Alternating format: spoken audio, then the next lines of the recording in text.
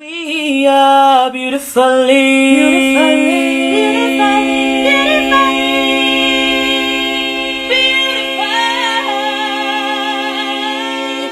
melanated.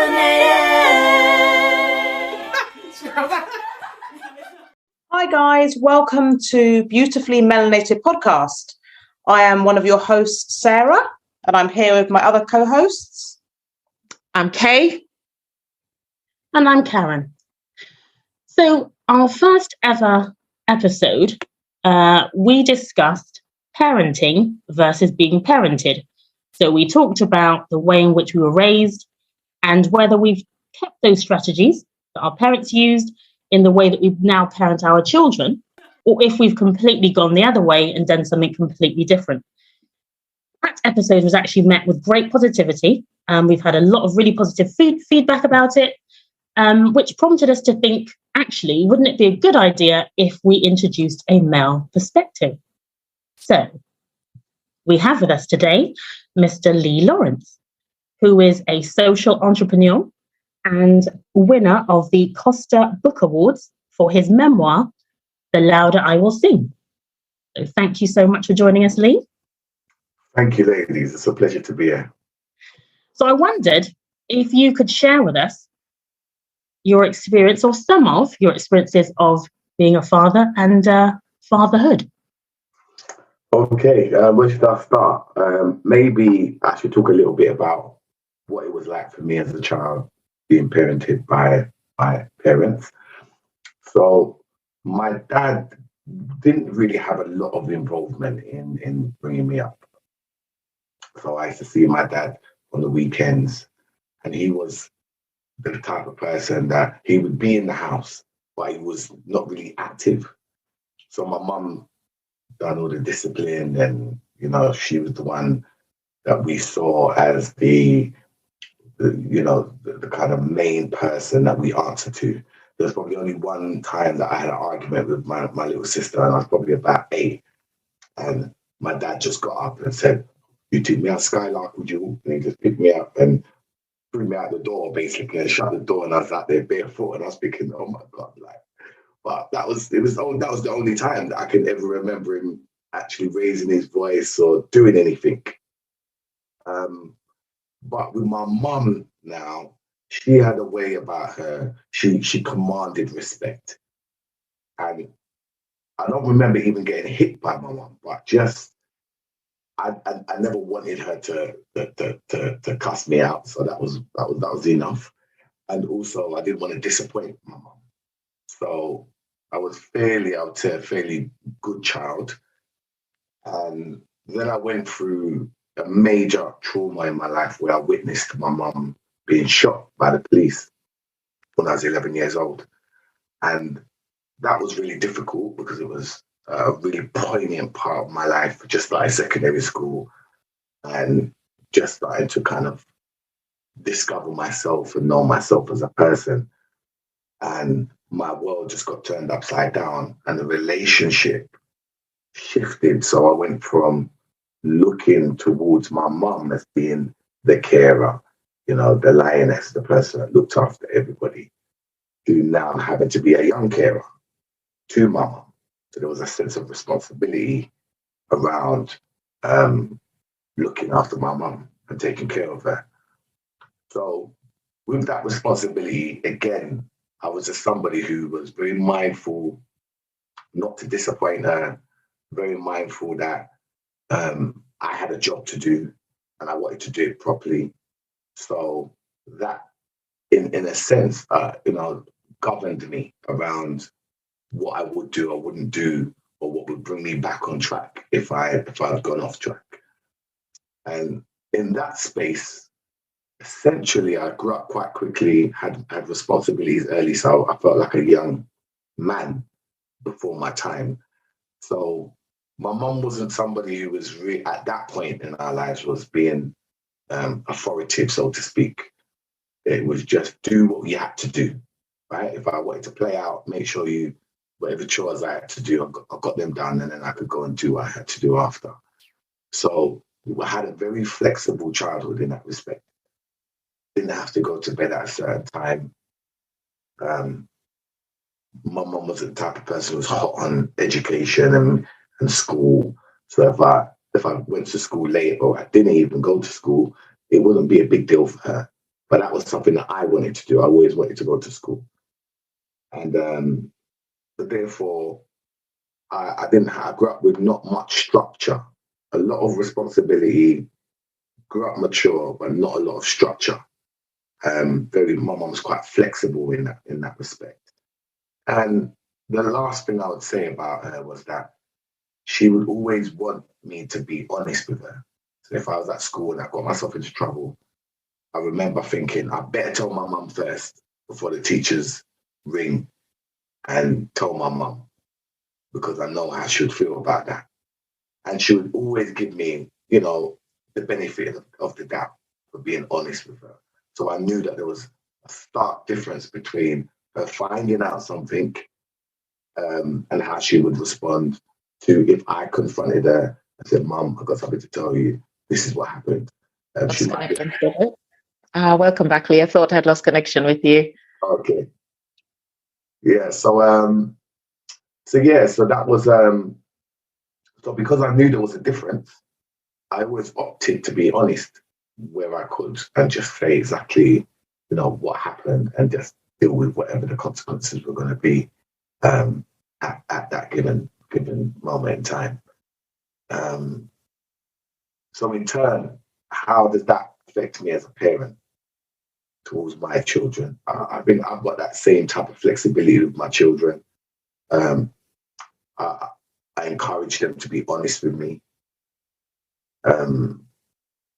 Structure can be an issue because when they're with me, say for instance, supposed to go to bed at 8:30, that can easily be 9:30 because we might get into watching a program together or, things happen. But I'm not as strict on saying it has to be bedtime at this particular time. And then that can have a knock-on effect. There's positives and negatives around that. But I feel, especially when you're co-parenting, if you haven't got a set of foundation type of rules, then it can be a bit confusing for the child because there could be one house and there's one set of rules, and you're at another house and there's another set of rules. And also it allowed me to appreciate the difference that two parents bring to parenting as well. So that kind of yin and yang. And when you've got it in the same household, it allows you to kind of deal with things in real time. But when you haven't got it in the same household, it can be challenging because you're now having to try and bring some of that stuff that you're not strong in to your parenting skills. And I have to admit, at times I do struggle with that. What I would say is the positive thing about the relationship I have with my children is that I don't have to shout. I very rarely raise my voice. I do conversate with my children because I think it's important for them to understand. If something happened or I'm disappointed about their behavior, I like to talk it out. What happened? Why did it happen? What will you do differently? What have we learned? And kind of deal with it from that perspective. And it seems to work for me personally. I'm not saying that there won't be times when it requires something more or maybe a different approach, but so far I feel it's quite effective in terms of how I deal with my children, and they've got that same attitude, I believe, that I had, where I didn't want to disappoint my mum. I feel like my children, they don't like to disappoint me. So that's what keeps them kind of on their toes with me. Can I ask a question, Lee? So how many children do you have? I've got 3. So one boy who's 25 and 2 girls, 12-year-old and a 10-year-old. Okay. And do you have a close relationship with all of them, or is it slightly different with the older one? Or So I've got a close relationship with all my children, and I do identify that my children are different, and I adjust myself slightly to their needs. So my son, it was only him for a long time, 12 years. It was just my son. And I felt, I was younger and not as experienced and as wise as I am now. My son would say, Dad, you're different with the girls. And he probably thinks I'm a lot more patient in that respect. But with my son, I was very conscious that I'm growing a young man. And that one of the first things I had to do was look at myself and say, I've got to be an example to him. So whatever stuff that I was into in my life at that point, I was really becoming, starting to reflect on that and address that, because I knew that this young boy is going to be looking to me as his first role model, in a sense. So I was very conscious about that. And I was very open to learning as much as I could about trying to be the best father that I could be at that time. And I remember I took my son at a very early age to this conference, and it was about fatherhood. And we came out of there, and he was only young, maybe about 5 or 6. And I said to him, do you understand why we're here? And he says, no, Dad, why? And I said, because it's important to me to be the best father that I can be to you. And he says, but Dad, you're already a good dad, kind of thing. The way he said it was almost like a bit of a reflection that I'm almost trying to search outside for something that's already, in me. And I just, took some comfort from that and started to just really, just look from within and allow myself to be guided from that perspective. So by the time my daughters came, the difference in relationship is that, I can't teach my daughters to be young women, to grow up into women. But so I see myself as, I'm the first man that they're gonna, that shows them unconditional love, And so therefore it's important that I'm a good example, so that they understand when it does come to that time, they're not lacking in that, but they're not trying to find a father figure in a partner. And that my role as a father to them is to be part of nurturing them as children and young girls, and eventually into women. But to know that I'm always here, that we got, it's important that we have a great relationship, and that the communication in terms of them feeling that they could always come to me, because I want to know that I can always be there for them. And if you don't know what's going on in your children's lives, you can't be there for them, right? So to know that I could be there and I could always be there to comfort them in their time of need is very important to me. And on a deeper level, just to add to that, I see my daughters as my mum's second chance in life, in a sense. So I look at them and I say, my mum's life was different, and she had different opportunities. How different could her life have been? So I come from that point, which is, as I say, kind of deep in that respect. Nice, very deeply. And I'm chomping at the bits to ask a couple of questions. Okay. But firstly, I just want to say I'm really sorry to hear of the traumatic experience you had. I hope your mom is okay. Really, really, that shocked me. I didn't think that's how that sentence was going to end. So I see you're from a line of survivors. So recently I've been, I'm retraining as a child psychotherapist. So I have had a lot of reflection on my early years and what it means to be my father's daughter. And it's the first time I was brave enough to ask him what he thought of me when he met me for the first time. And this is back in the 70s. He wasn't allowed in the delivery room in Jamaica. So because there's no pictures of me as a baby, I really wanted to know what he thought when he saw me for the first time. And I'm the 5th child, so this is not his first rodeo. And his response came as a voice note, and I literally sobbed. And I will never, ever delete that voice note, because I never knew that is how he felt about me. So my question to you is this: Do your children know their birth story in as much as what it was like for you when you were first becoming a dad? What emotions came up for you? And do they know how you felt when you first saw them for the first time? That's a good question, actually. And I can't sit there. I can't say I can remember sitting down speaking to them about all the emotions I felt when they were born. We often talk about what the birth was like. That one of my daughters, she was born ill, so she was in intensive care for the first month. And I remember feeling that a strong connection to this person that I'd never really met, which was really strange. So much so that I thought I was losing my mind when I thought that she may not make it, right? Yeah. That kind of desperate feeling for her to be able to get through this, made me realize that connection that you have with a child, starts before they're even born, from when and it's even more so for a woman because, the child's inside you. Yeah.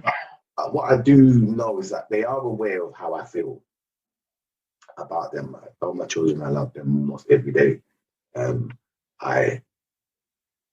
not only just in that kind of fluffy way, like, hi, I'm going to school, I love you, or on the phone.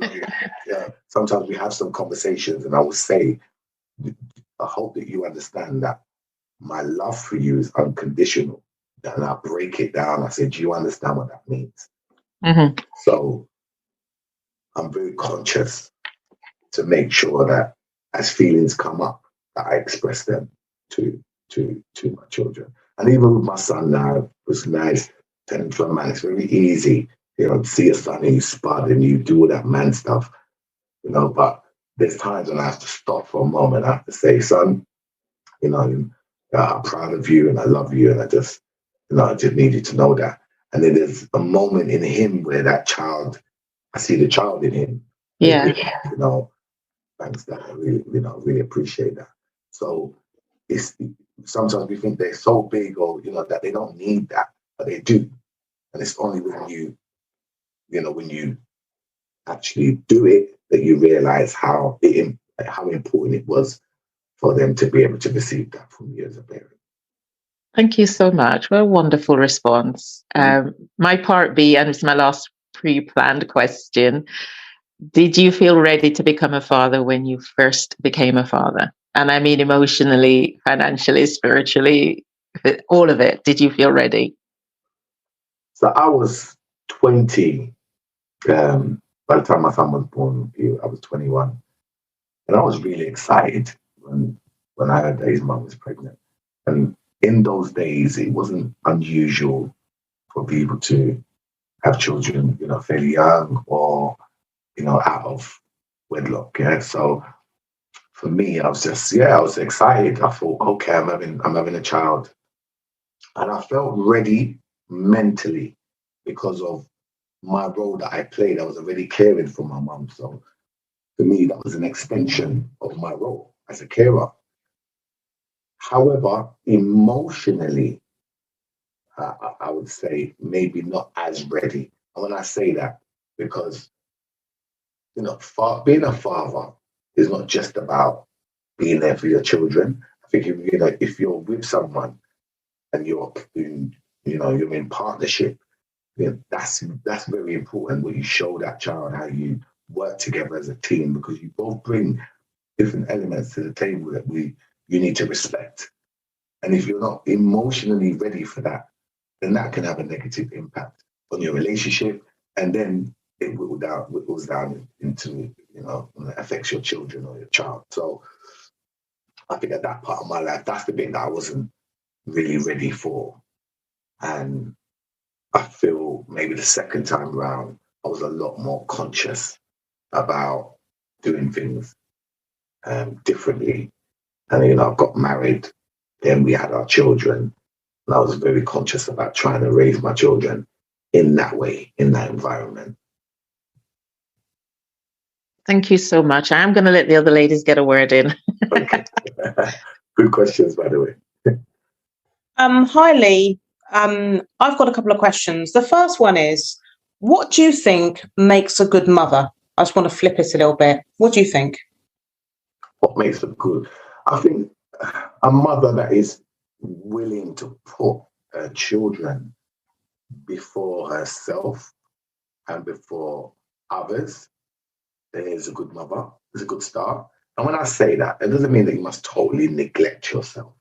But I think from the time we bring a child into the world, there's a sense of responsibility that, you know, they didn't ask to come here. You know, we're a big part of bringing them into the world. So you have to be able to put them first at times, you know, or most of the time, I suppose, in your thought process and what you're doing, you have to consider how will this impact on my child. So I think that's important. Being nurturing, because not every mother has that organically, you know, and whether that's something that you just don't have, or maybe you've been through things in your life which has had an impact on you where you can't be as nurturing as you should, or maybe you want to be. But I think it's important for a child to feel loved and from birth. So as a mother, I think that's very important to have as attributes. And I would say patience. Yeah, 100%. You know, you're going to need a lot. Yeah, brilliant. I totally agree. My only other question was, what advice would you give to young boys around, say, 15 to 18? I do a lot of work with young people, as my job as a counsellor with teenagers. And a lot of 15 to 18-year-old boys they're trying to find out who they are. And I think with boys and often with men, they express a lot of surface level anger that actually isn't anger. It's actually often something else when you scratch under the surface. So I wondered, in your experience, what advice would you give to that kind of age group of young men about life? So is this in regards to fatherhood or just generally? I say generally. Yeah. Okay. So I would have been one of those young boys. You can imagine. I witnessed, like, you know, this horrific event where, you know, my mum was shot in front of me and there was no therapy. I was sent back to school 2 weeks later. So I was hurt and I was damaged. And then what tends to happen is, you know, there's that saying, hurt people. So I'm going to school with all of this stuff and taking it out on the teachers, taking it out on students and friends and so on and so forth. So at that point, what would I say could have been different? The onus shouldn't really be on the child. It should be to the adults in that child's life and authorities to step in and make sure that child gets what they need to heal from whatever, you know, trauma that they're going through. But in terms of advice, I mean, the best thing that I ever done was go through therapy as an adult. And it was only when I went through therapy that I could connect to how my adult scars came from my childhood traumas.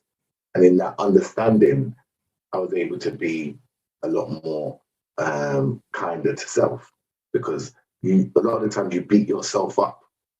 And so that anger that you're seeing from a young boy, for instance, who's venting in that way, he's really upset with himself. It's an internal battle that's going on. Because you don't understand why you are the way you are. You don't understand why you feel the way that you feel. Sometimes you're upset and you're angry and you can't even articulate, you know, the emotional intelligence is not there to be able to work out what's going on for me. So I would say to somebody who's in that position is, you're not alone. You're not the only one that's going through that. And it's okay to seek help and support, because whatever you've gone through is not your fault. This happened to you, and the only choice you've got in it now is how you choose to respond to it. And the sooner you identify with it and get support, is the sooner that healing process can begin to allow you to feel differently about, whatever it is you've gone through. Brilliant. No, thank you very much. I think it's really important for young men to know this. And I love it when I have a client that is a young man, because there's lots of young women and girls that will come, and that's fine, and they're quite open to express themselves. But I think when I have a young man in front of me that wants to work on himself, that's really empowering, and really empowering for him to sit there and actually say, I'm ready to work on myself and I'm ready to go there. So yeah, for someone like yourself to encourage that for our young men is amazing. So thank you, Lee. Karen, did you have any questions? I do have a couple of questions. So the first thing I was going to ask is, well, I'll mention the fact that you said that you're co-parenting. So very sorry to hear that, obviously, there's been a breakdown in your marriage.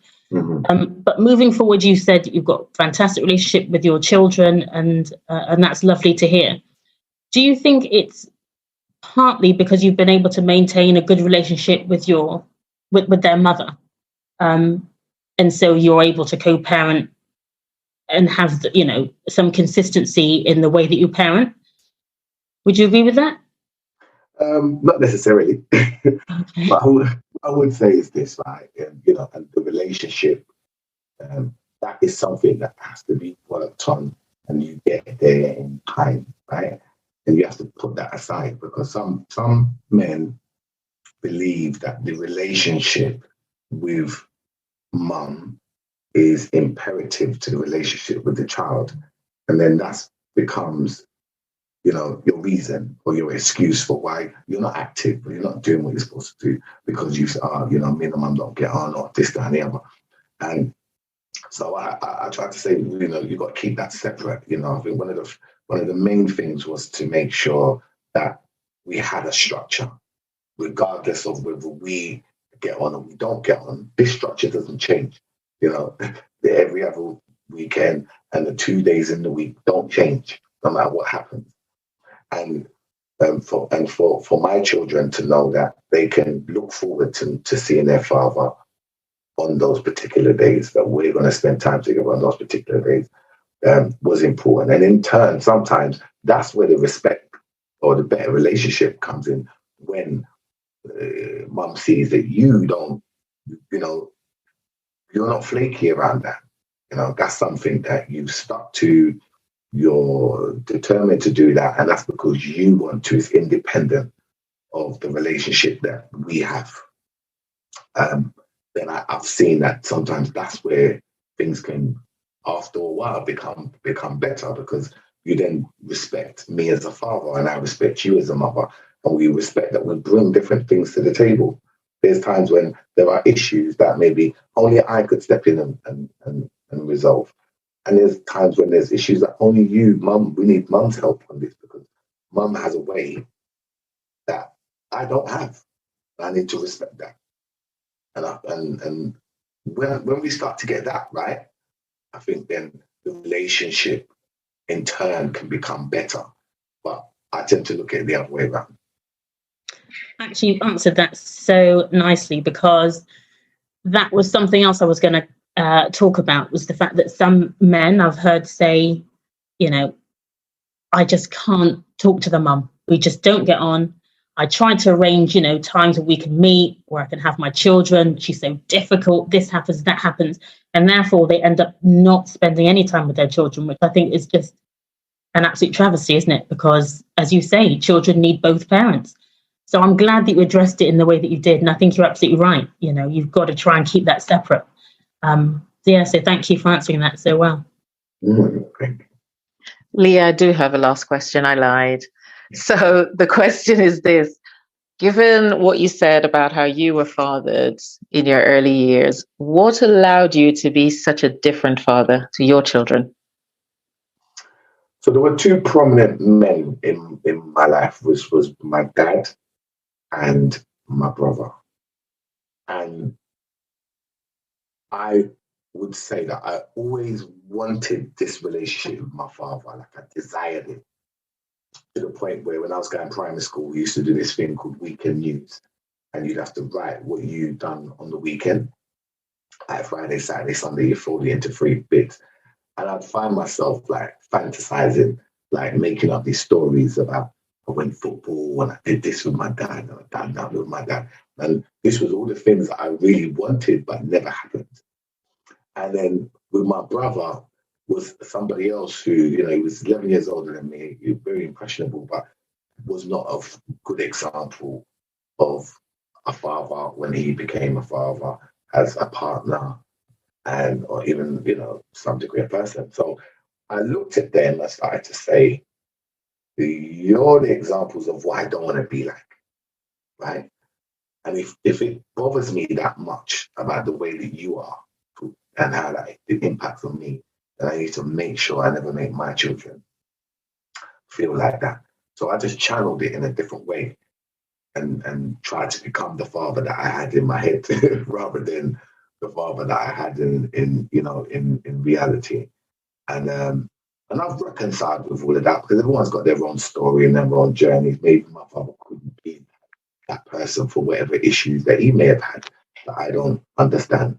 So I've reconciled, but you know, on my turn, or you know, in my time, I just want to do the best that I can do and represent it in that way. So yeah, that's in turn what I did.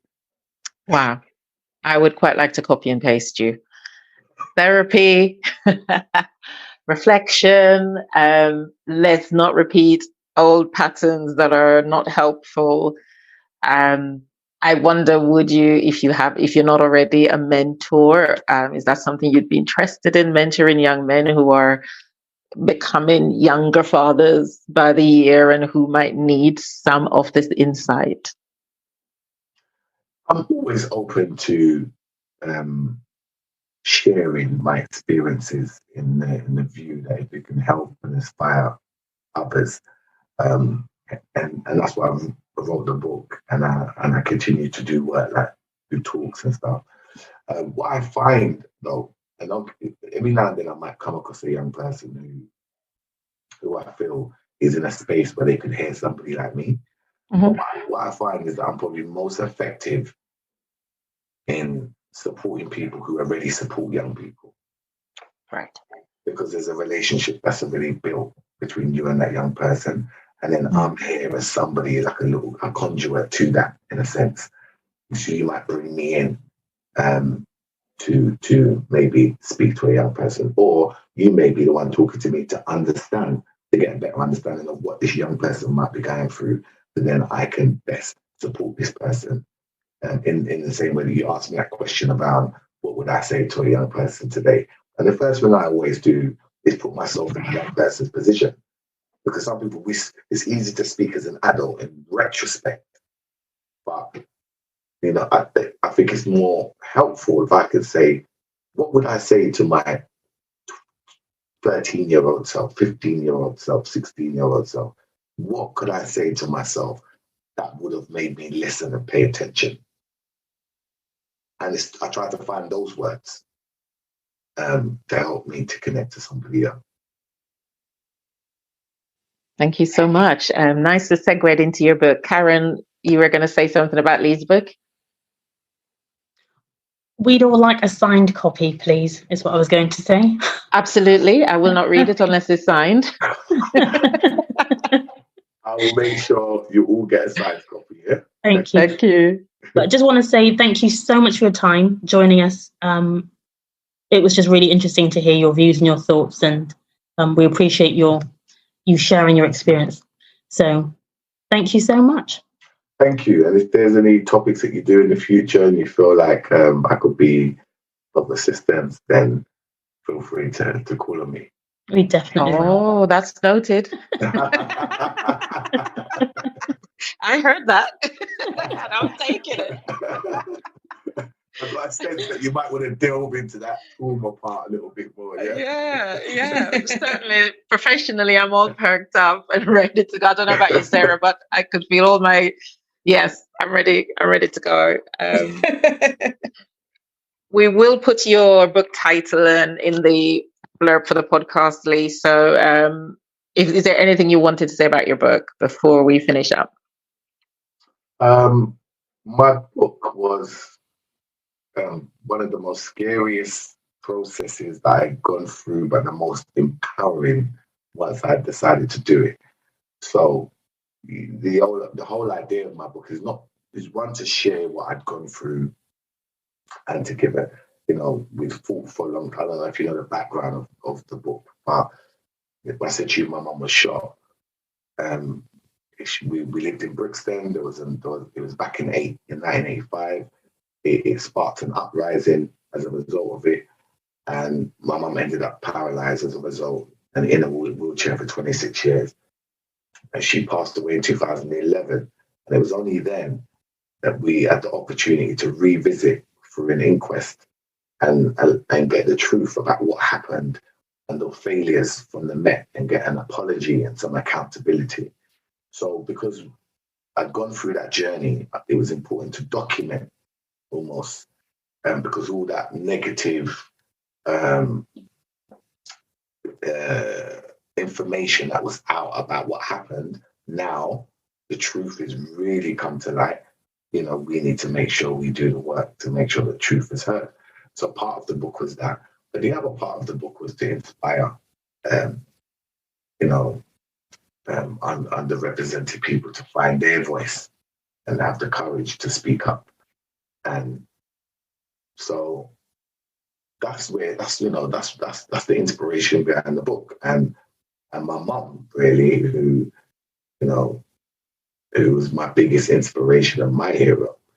And so therefore it was important that I fought to have what happened to her recognized in the right way, and that as part of the legacy to continue the work, to try and have an influence on change in the future. That's brilliant. Thank you. And I'm really so sorry for your loss. As you were telling us about your mom, I think an anniversary might have happened recently. I don't know if it was your mom, but I wasn't in England at the time. And that's the first I became aware of it. And so I really, really look forward to reading the book and hearing your mum's story. Certainly the legacy lives on. You've honored her. Thank you. And she's raised a remarkable son. Thank you. So thank you for joining us. Thanks, My Lee. pleasure. You're welcome. Keep up the good work, right? Thank you. All right. Thank you. We will. All right then. You take care. Have a good time. Okay, bye. Take care, Lee. Bye. Ladies, I don't know if you had any final words on being your father's daughters before we wrap up the podcast. Well, I have some final words, I guess, because my adopted father, I am definitely my father's daughter. My adopted father, he's very, he says what he thinks and he does what he likes. And when I was young, he used to be like that. And I used to be like, oh God, Dad, just stop. But as I got older, I realized I'm the same. That's why we get on so well, because even if he challenges me on something, he knows I'm going to still do what I like. And as I got older and as I became a teenager and a young woman, I've said, Dad, I respect you, but I'm still going to do what I like. And that's what I've always been like. Like, I'll listen to people, but I'm still going to do what I like. So yes, I am my father's daughter, 100%. Yeah. Karen? Actually listening to Lee talk about his dad, it made me feel quite emotional, because I think my dad was quite similar in the sense that he was present, but not necessarily active.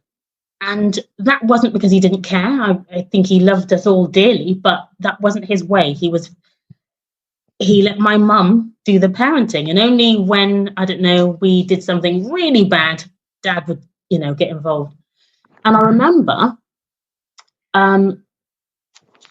asking my dad who his favorite was, because my dad became very, very ill with lung cancer and had to go into a hospice shortly before he passed away. And I remember asking him, which of his children was his favorite. And he said my sister was. Karen, were you expecting that answer? I could laugh now, but it wasn't funny at the time. But you know what? Even though it wasn't me, I was my mum's favorite. And so my mum really counterbalanced everything, right? So I was my mum's first biological, and she raised my father's children from his previous marriage. So we all grew up together. We're all sisters and brothers. We all love each other. But yeah, there was one sister in particular that I knew my dad, he just took a shine to, there was just something about her. So, but it was just interesting hearing him say that. And I remember the first time my dad told me that he loved me, which wasn't something that my mum would tell me that, but my dad just wasn't that way. It's just something about that generation, isn't it? Yeah. He was a carpenter, very strong man, very, loved us, like I say, but he just wasn't forthcoming with this kind of stuff. So when he said he loved me, I remember just crying. I was just screaming. Yeah, just to hear him say that. So I know I was loved. I know that he loved me. But it was just a different time. So I tell my children every day how much I love them. My youngest is so sick of hearing it. She won't have me hug her. She's repulsed by the Oh my days. But she knows. Yeah, no question, she knows exactly how much I love her. But it's just different, isn't it? And it's just lovely to hear different people's experiences. It really is. Like Sarah, I am my father's daughter, and we've had years and years of not really speaking or having a relationship. But recently, I'm really enjoying our conversations.